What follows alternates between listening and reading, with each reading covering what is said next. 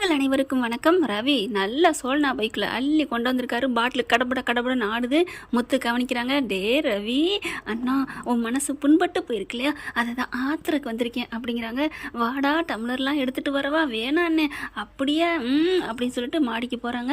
மீனாவும் பார்த்துட்றாங்களா, பார்த்துட்டு சரி போயிட்டு போகுது, எப்படியோ மனசு ரொம்ப நொந்து போயிருந்தார் நம்ம வீட்டுக்காரு அப்படின்னு அவங்களே ஒத்துழைச்சிட்டு விட்டுறாங்க. இங்கே பார்த்தா மேலே போயிடுறாங்க. போயிட்டு துண்டை விரிச்சுக்கிட்டு உட்காந்துடுறாங்க. டே ரவி அண்ணா தம்பி அப்படின்னு கட்டி பிடிச்சிட்டு பாட்டில் எடுத்துட்டு என்னங்க உலகம் இது, இதெல்லாம் நல்லாவா இருக்குது. அடுத்து பார்த்தீங்கன்னா இவங்க 2 பேர் இருக்கையில மனோஜ் ரொம்ப நொந்து போய் மேலே போகிறாரு.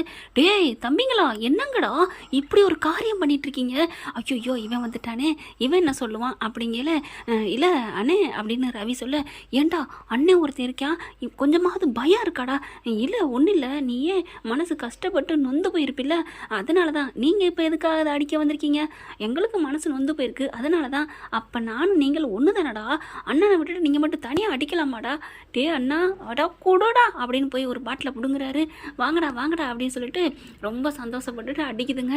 உனக்கு உன் பொண்டாட்டி உன்னை ஏமாத்திட்டா, நீ வந்து அடிக்கிற, நீ எனக்கு துரோகம் பண்ணிட்ட, அதனால நீங்கள் அடிக்கிறீங்க, நான் எதுக்குடா அடிக்கணும் அப்படின்னு முத்து கேட்க, இல்லைண்ணே எனக்கு கம்பெனி கொடுக்கத்தான், வேணாண்டா வேணாம், என் பொண்டாட்டி என் மேலே அவ்வளோ நம்பிக்கை வச்சுருக்கா, அதனால் நீங்கள் 2 பேரும் அடிங்க அப்படின்னு முத்து சொல்லிட்டு வேணான்றாரு. ஆட பாவீங்களா, என்னப்பா கிழக்க உதிக்கிற சூரியன் மேற்க உதிக்குதுன்னு சொன்னால் நம்ப முடியாதுங்கிற மாதிரி இருந்துச்சே, இப்போ நீயா இப்படி அப்படிங்கிற மாதிரி பேசுகிறாங்க ரவியும் மனோஜ். அட ஆமாடா விடுங்கடா அப்படின்னு சொல்லிட்டு நீங்கள் நல்லா குடிச்சிட்டு வாங்க, நான் போகிறேன் அப்படின்னு இறங்கி வந்துடுறாரு முத்து. இதையெல்லாம் கேட்டுட்டு இருக்கிற மீனாவுக்கும் சந்தோஷம் தாங்கலை. அப்படியே முத்துவை பார்த்த கையோட அப்படியே வந்த கையோட கீழே இறங்கி வரோம். ஓடி போகிறாங்களா, ஓடி போய் கட்டில் உட்காந்துக்கிறாங்க, படுத்துக்கிறாங்க. முத்து வராரு, வந்த கையோட டக்குன்னு எந்திரிச்சு அப்படியே கட்டிக்கிறாங்க. என்ன என்ன ஒன்றும் இல்லைங்க, எனக்கு எவ்வளோ சந்தோஷமாக இருக்குது தெரியுமா அப்படின்னு சொல்லிட்டு இறுகிய கட்டி முத்த மழை பொழிகிறாங்க. சரி சரி விடு விடு, இப்போ என்ன, இல்லை நீங்கள் இவ்வளோ இதில் இருக்கீங்க, நீங்கள் குடித்தாலும் பரவாயில்லன்னு தாங்க நான் இருந்தேன். என்ன சொல்கிறேன் மீனா, ஆமாம் நீங்கள் பாட்டிலோட மேலே போனது எனக்கு தெரியும், போயிட்டு போகுது, நம்ம புருஷன் சந்தோஷமாக இருக்கட்டும், ரொம்ப நொந்து போயிருக்காருன்னு நானும் பேசாமல் விட்டேங்க. ஐயோ ஐயோ என் பொண்டாட்டி இவ்வளோ மனசு மாறிட்டாளா, இது தெரியாமல் போச்சே. அப்படியே முருகா அப்படின்னு மேலே ஏற போகிறாங்களா, எங்கே போகிறீங்க, படியேறி போனால் தானே முருகனை தரிசிக்க முடியும், நீயே இப்படி மனசு மாறிட்டல, அதனால தான் அப்படின்னு சொன்னோன்னே காதை பிடிக்கிறாங்க. கொஞ்சம் இடம் கொடுத்தா நான் மடம் பிடிக்குங்கிறது இதுதானா அப்படின்னு மீனா சொல்ல, சும்மா சொன்னேன்டா, உன் மனசு கஷ்டப்படக்கூடாது இல்லையா, இருந்தாலும் கொஞ்சம் லொலாக்கி சொன்னேன், நான் அதெல்லாம் போக மாட்டேன். குடிக்கிறதுக்கு 2 பேருமே ஊற்றி கொடுத்தாங்க, குடிக்க தெரியாதா மீனா, ஏன் மீனா நீ வேறு அப்படிங்கிறாங்க. அதுக்கப்புறம் ரொம்ப ரொம்ப சந்தோஷமா இருக்கிறாங்களா. அடுத்த நாள் காலையில் பார்த்தீங்கன்னா சிந்தாமணி வந்துடுதுங்க. ஏன்னா பத்திரத்தை வாங்கணும் இல்லையா, பணத்தை கொடுத்து இத்தனை நாளாச்சு அப்படின்னு சொல்லிட்டு என்ன பண்ணுறாங்க, விஜயாவுக்கு கால் பண்ணிடுறாங்க. நான் அந்த வர்றேன் அப்படின்னு சொல்லிட்டு எப்போ வருவாங்கன்னு வாசலை பார்க்க முத்து பார்க்குறாரு. என்ன ஆட்டுக்குட்டி வாசலை வெறிக்க பார்க்குது, ஆடு பலியாக போகுதா இல்லை வேற ஆள்கிட்ட பலியாக்க போகுதா அப்படின்னு பார்த்துட்டு இருக்க. கரெக்டாக சிந்தாமணி வருது. மாஸ்டர் மாஸ்டர் அப்படின்ட்டு இந்த வந்துட்டால என்ன நாடகம் கட்ட போகிறாங்கன்னு தெரியல, நாடக கொட்டாய ஆரம்பிச்சிட்டாங்க அப்படிங்கல. வாங்க சிந்தாமணி வாங்க வாங்க அப்படின்னு சொல்லிட்டு எந்திரா அப்படின்னு தள்ளிட்டு 2 பேரும் உட்காடுறாங்க.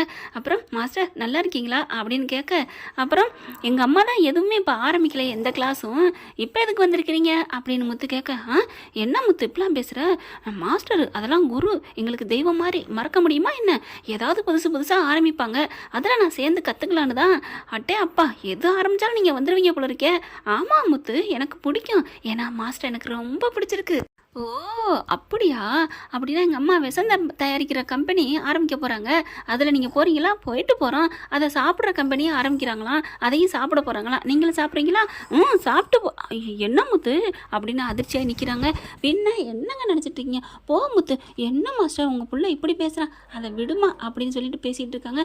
சொல்லுங்கள் மாஸ்டர் ஏதாவது ஆரம்பிக்க போகிறீங்களா அப்படின்னு பேசையில என்ன பண்ணுறாரு முத்து, எனக்கு இது சரிப்பட்டு வரலையே அப்படின்ட்டு அண்ணாமலைகிட்ட போகிறாரு. ஏப்பா என்னப்பா ஏதோ நடக்குதுங்க, எந்த இதுவும் போட்டி வச்சுக்கல, அம்மா எந்த கிளாஸும் வச்சுக்கல, இந்த அம்மா எதுக்கு இங்கே வருது, எனக்கு ஒன்றும் புரியலை, அதான்டா எனக்கும் புரியலை. சரிப்பா நீ இப்போ என்ன பண்ணணும், தலைவலிக்குதுன்னு என்னை பார்த்து தலைவலி தையல் எடுத்துகிட்டு வர சொல்லுப்பா அப்படின்னு சொல்ல, ஏன்டா அட சொல்லுப்பா, சரி முத்து எனக்கு தலைவலிக்குது, போய் தலைவலி மருந்து எடுத்துகிட்டு வா அப்பா என்னப்பா, என்னடா நீ தான் கேட்க சொன்ன கேட்டேன், எனக்கு தலையே வலிக்கலை, இருந்தாலும் கேட்க சொல்கிறேன்னு கேட்டா என்னடா சத்தம் போட்டு கேளுப்பா அப்படின்னு சொல்ல, டே முத்து எனக்கு அப்பா ஏன் கத்துற, நீ தானடா சத்தமாக கேட்க சொன்னேன், இங்கே இருந்துட்டு யாராவது சத்தமாக சொல்லுவாங்களா, நான் அங்கிட்டு போய் நிற்பேன், அப்புறமா கேளுப்பா ப்ளீஸ்ப்பா. ஓ அப்படியா, சரி சரி போய் அங்கே போய் நில்லு, நான் நின்றவனை கேட்கணுப்பா, கேட்குறேன்டா போடா அப்படின்னோட முத்து அங்கே போய் நிற்கிறாரு. அப்பா கேளு, டேய் சத்தமாவா மெதுவா, ஐயோ அதுங்க ரெண்டும் பேசிக்கிட்டு இருக்கறனால நம்மளை கண்டுக்கல, கேளுப்பா அப்படிங்கல. முத்து என்னப்பா தைலம் எடுத்துட்டு வாப்பா அப்படின்னு சொல்ல, தைலமா எங்கேப்பா இருக்குது, என் ரூமில் தான்ப்பா இருக்குது, தலைவலி தைலம் எடுத்துட்டு வாப்போ அப்படின்னு சொல்ல, ஏன் அம்மா இருக்காங்களே அம்மா கிட்ட கேளு அப்படின்னு சொல்ல, நீ அம்மா கிட்ட கேட்க சொல்லலையேடா அப்படின்னு அண்ணாமலை சொல்ல, ஐயோ ஆட்டையை போட்டு கொடுத்துட்டாரு. அப்பா நான் சும்மா சொன்னேன். ஓ சும்மாவா அப்படின்னு ஜாடையிலே பேசுகிறாங்க. இல்லைடா அப்படிங்கல. என்னடா உன்னைய கேட்டால் நீ போ, என்னென்ன போ சொல்கிற அப்படின்னு விஜயா சொல்ல, ஆஹா அம்மாவே வழிவகுத்து கொடுத்துருச்சு, சரி நானே போயிட்டு வரேன், என்ன பண்ணுறது, எங்கள் அப்பா கேட்டால் நான் தட்டவா போகிறேன் அப்படின்னு ரூம்குள்ளே போயிடுறாங்க. போனதுக்கப்புறம் என்ன பண்ணுறாங்க, என்ன நீங்கள் என்னங்க இப்படி உங்கள் பிள்ளைய அங்கே அனுப்பிட்டீங்க, ஏன் சிந்தாமணி, இல்லை நான் பத்திரம் வாங்கணும்ல, பத்திரத்தை எடுத்துத்தாங்க அப்படின்னு சொல்ல, ஓ பத்திரம் வாங்க வந்திருக்கீங்களா, ஆமாம் என்ன மாஸ்டர் நான் தான் வரேன்னு சொன்னேன்ல, அந்த ஃபைனான்சியர் அவர் இங்கே வந்தால் அவங்க வீட்டில் எல்லாரும் பேசுகிறீங்களாம், அதனால் என்ன போய் வாங்கிட்டு சொன்னார். ஓ அப்படியா, இப்போ பத்திரம் வந்து மனோஜ் ரூமில் இருக்குது, எப்படி போய் எடுக்கிறது, எப்படி போய் எடுக்கிறதா, என்ன பண்ணுறது, ஏன் அவன் ரூமுக்கு நீங்கள் போக மாட்டீங்களா அப்படின்னு சிந்தாமணி கேட்க, போவேன் ஆனால் இப்போ போனால் எதுக்கு அம்மா போகுது, ஏன் பொண்டாட்டி போகிறா அப்படின்னு எல்லாரும் கண்ணில் விளக்கணை விட்டு பார்ப்பாங்களே, அதுதான் சரி வாங்க போவோம் அப்படின்னு உள்ளார போகிறாங்க.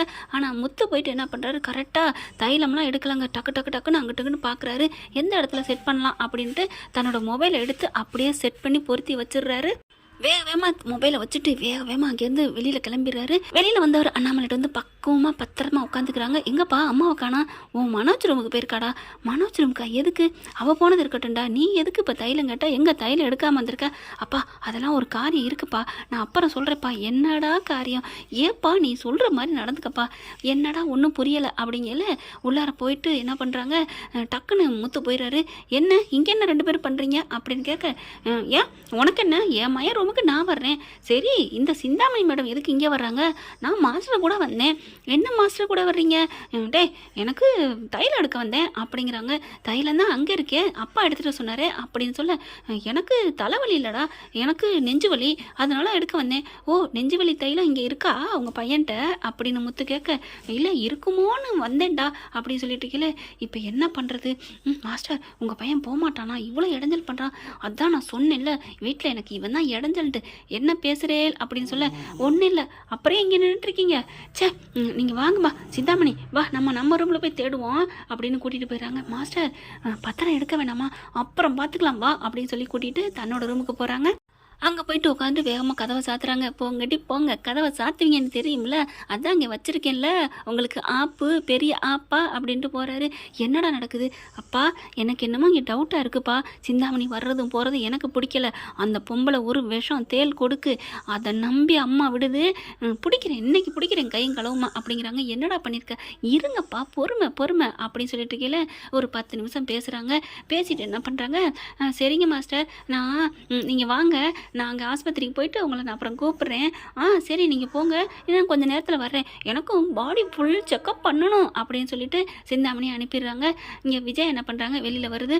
வந்த கையோட, என்னங்க நீங்கள் எதுக்கும் வெளியிலலாம் போகலையா, ஏன் உனக்கு என்ன, இல்லை கேட்டேன், ஏண்டா நீ சவாரிக்கு போகல, ஏன் மீனா நீ பூவிக்க போகல, என்ன இன்னைக்கு எல்லாரையும் விரட்டிகிட்டே இருக்கீங்க, சும்மாப்பா எல்லாரும் உழைப்பு பொழைப்புன்னு சொல்லுவீங்களே அதனால தான் கேட்டேன் அப்படின்னு உட்காருது. என்ன பண்ணுறதுன்னு தெரியல, ஐயோ இது எப்போ போங்க அப்படின்னு சொல்லிட்டு இருக்காங்களா.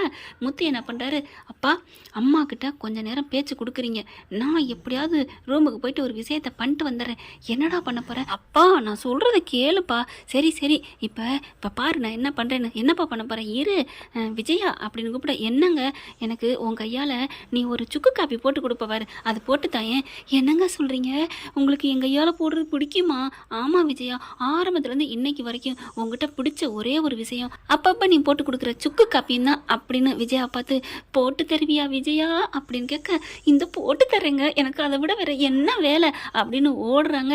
உண்மையில எவ்வளோக்கு எவ்வளோ கொதிக்கிறாங்களோ அதே மாதிரி குறுந்து போயிடுவாங்க. அண்ணாமலை விஷயத்தில் நம்ம விஜயா கிச்சனுக்கு போகிறாங்க. சுக்கு காப்பி கேட்டாரே, சுக்கு எங்கே? மீனா, சுக்கு எங்கே வச்சிருக்க? அந்த வர்றேன் அத்தை அப்படிங்கல. நீ ஏன் போகிற? அவள் தான் போட்டு வரணும் அப்படின்னு அண்ணாமலை சொல்கிறாரு. நீ இருக்கிற இடத்த மட்டும் சொல்லுமா, என் புருஷனுக்கு என் கையால் போட்டு கொடுக்கணும் அப்படிங்கல. அங்கே தான் செல்ஃபில் வச்சுருக்கேன் அத்தை. உடனே எடுத்து வேகமாக நக்கிறாங்க, போட்டுக்கிட்டு இருக்காங்க. இங்கே முத்து என்ன பண்ணுறாரு, உள்ளுக்கு போகிறாரு, அந்த ஃபோனை எடுக்கிறாங்க. ஃபோனை எடுத்துகிட்டு வெளியில் வந்துடுறாரு. வந்ததுக்கப்புறம், அப்பா இன்னைக்கு இந்த ஃபோனில் இன்னைக்கு மாட்டினாங்கப்பா சிந்தாமணி அம்மாவும். என்னடா சொல்கிற? ஆமாடா, ஆமாப்பா அப்படின்னு சொல்லிட்டு, இப்போ எங்கே போய் கேட்குறது? இப்போ அம்மா காஃபி போட்டு வந்துருமே. ஆமாம்ல, விஜயா அப்படின்னு கூப்பிட்றாரு. என்னங்க, இரு அப்படின்ட்டு கிட்டக்க போகிறாரு அண்ணாமலை. காஃபி போட்டுட்ருக்கியா? ஆமாங்க, சுக்கு நல்லா 10 நிமிஷம் கொதிக்க விடணுமா, அப்போ தான் நல்லா இருக்குமா. அப்படியா? ஆமாம், நான் இப்போ தான் மொபைலில் பார்த்தேன் அப்படிங்களா, உங்களுக்கு போட்டு கொண்டு வரேங்க அப்படிங்கிறாங்க. சுக்கு காஃபி போட்டுட்டு அதுக்கப்புறம் எனக்கு ஏதாவது ஒரு ஸ்வீட் பண்ணி எடுத்துகிட்டு வரியா அப்படின்னு கேட்க, என்னங்க நிஜமாவா? ஆமாம், கொஞ்சோண்டு கேசரி கிண்டி கொண்டு வா. சரிங்க, இப்போவே சுக்கு காப்பி எங்கிட்ட கேசரி ரெண்டையும் தட்டில் வச்சு கொண்டு வரேன். பொண்ணு பார்க்கையில் நீ வந்தில்ல, அதே மாதிரி கொண்டு வா அப்படின்னு கன்னத்தில் டச் பண்ண, ஐயோ பொங்கல் அப்படின்னு சொல்லிட்டு விஜயா சமைக்க ஆரம்பிக்குது. அங்கே முத்து பார்த்துட்டு, ஐயோ அப்பா அப்படின்ட்டு வெளியில் வந்தோன்னே அண்ணாமலை பார்க்குறாரு. அப்பா என்னப்பா ரொமான்ஸில் பின்னுறியே, அந்த காலத்தில் இப்படி தானா? விடுடா, உனக்காண்டி சும்மா பேசிட்டு வந்தேன்டா. அப்போ அம்மா மேலே உங்களுக்கு லவ்ஸு இல்லையா? அதெல்லாம் இருக்குதான். அப்போ அந்த காலத்தில் இப்படிலாம் பண்ணனியா? இதெல்லாம் நான் பண்ணலடா. என்னப்பா சொல்கிற? இப்போவே இந்த வெளிர் கட்டுற? நான் இதெல்லாம் இப்போ பண்ணது மாதிரி பண்ணலடா. இதை விட இதையும் தாண்டி நான் வேற லெவலுக்கு பண்ணியிருக்கேன்டா. உன் அம்மா என்கிட்ட மயங்கி அடங்கி கிடக்கிறதே என் கைங்கரியத்தில் தான்டா. அப்போ எனக்கு குரு நீதாப்பா, எனக்கு கொஞ்சம் சொல்லித்தாப்பா. இதெல்லாம் சொல்லி தெரியறதில்லடா, அவங்களுக்கு அள்ளி வந்துடும். ஆளை பாரு, நீ வாடா. போகிற விஷயத்தை விட்டுட்டு ஏதோ இடையில வா அப்படின்னு சொல்லிட்டு வேகமாக போய் உட்காடுறாங்க. உட்காந்துட்டு அந்த மொபைல் எடுத்து பார்க்குறாங்க. பார்த்தோன்னா அப்படியே அள்ளு விடுதுங்க, 2 பேரும் பேசுதுங்க பாருங்க. மாஸ்டர், என்ன மாஸ்டர் உங்கள் முத்து பையன் இப்படிலாம் இருக்கிறேன்? ஆமாம் சிந்தாமணி, என்ன பண்ணி தொலைக்கிறது? பாரு, கண்கொத்தி பாம்பா உட்காந்துட்டு இருக்கான், ஒன்றுமே புரியலை அப்படிங்கிறாங்க.